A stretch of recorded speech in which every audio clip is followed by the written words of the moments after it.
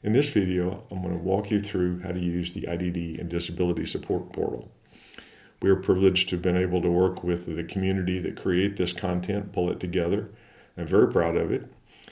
And you'll notice something different on the landing page of this one. It immediately gives you some options that you haven't seen on others. And again, credit goes to the community for pulling this content together. We even created a blog for the various areas where ages and stages, they call it, where you might need help. And these create powerful tools for you if you're in this space of need, to give you some information on where to start. I don't even know where to start. Well, these can give you some ideas.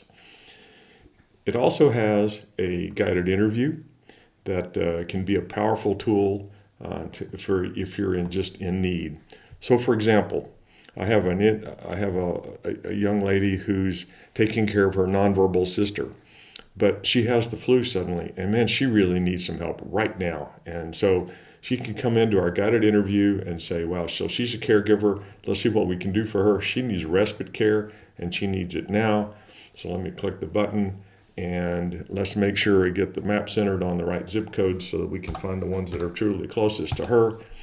And now, bam, there they are. And let's go ahead and do the Open Now button so we'll make sure we know exactly who's available to help her right now. And that's a huge head start in those situations. But in a lot of cases, you're talking to a navigator, and so they're just simply going to start with the filter page. And as in all of our portals, the left column is the filters that you can use. The middle is the map, and the map is movable and in zoom and pan. And we have the ability to filter for who's open at a given point in time. And then the right-hand column is the list of programs that satisfy the needs of the filters. So let's pick another scenario here to work through.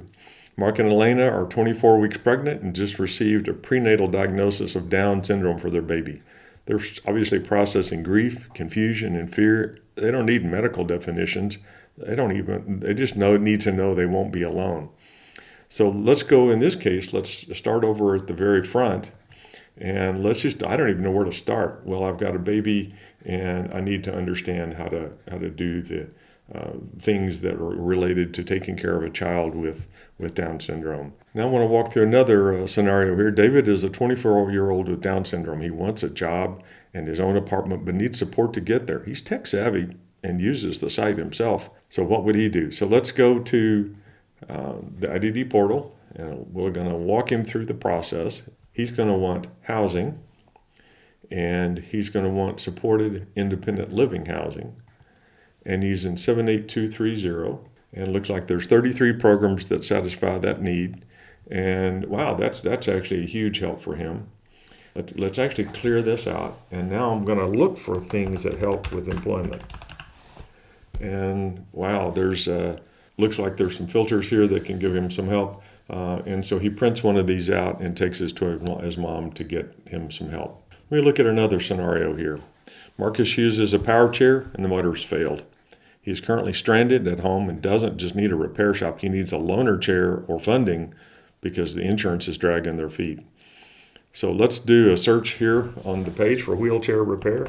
And we're going to get a number of good options here. But let's see accessible vehicle modification, a number of good filters there. And it looks like there's a number of folks who are willing and able to help folks like that. So again, very quick, very fast way to locate critical services for folks that are in need.